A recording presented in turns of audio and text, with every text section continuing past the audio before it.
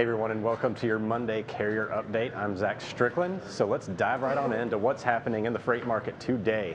Behind me, I've got the outbound tender volume index with the outbound tender rejection index. The outbound tender volume index is starting to slide down off of its peak, which happened right around Thanksgiving and the holidays, something we anticipated a little bit of.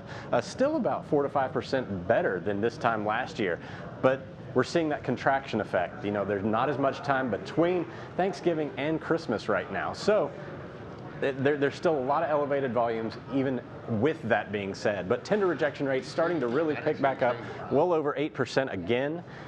Starting to see this number should start to increase significantly as we reach further towards Christmas. And a lot of that has to do with the fact, not necessarily because of the demand side, but because of the service requirements that are about to be incurred. A lot of these freight movements need to, they're going to have a lot more, a lot less time to make their deliveries right now versus when they had earlier in the year. So that's really what's causing a lot of the capacity disruption across the country. So pulling up our brand new weighted rejection index. Anything in blue, those are the markets you need to pay attention to. Anything in red, that's going to be a cooling or softening environment. So looking across the country right now, you see right here around the Northeast, a lot of blue, especially around Harrisburg market. Around here, around the Port of New York, New Jersey, a lot of that freight has entered the ports there, still creating a lot of increasing demand. And then you have Columbus right here, Joliet. Some of our more important hub markets have really been expanding over the last couple of days. Retail has really been doing quite robust over the last few weeks. Down here in Ontario, Los Angeles, Pendleton, Oregon, again starting to heat up again. So let's knock out a few of these markets. So here's the list of where you see the most significant increases in rejection rate or decreasing capacity. So Ontario, Los Angeles, Charlotte, all big hitters over the last week in terms of tightening capacity. Also some of the most relevant markets. If you look at the market share values, 3.4, 2.5, 1.56% total market share.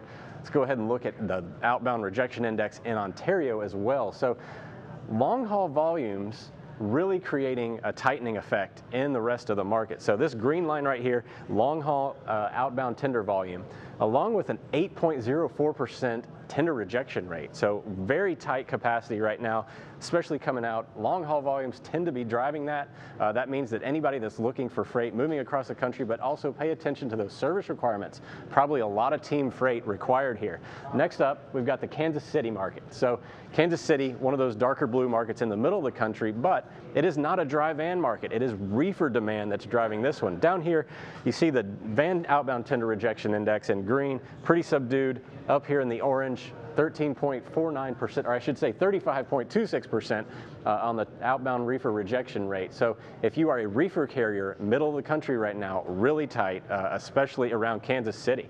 And last but not least, I wanted to pull up the Dallas market. This is not one that's, it's not heating up. It's actually cooling down. So this is towards the bottom. This is one of the lowest weighted rejection index values that we've seen.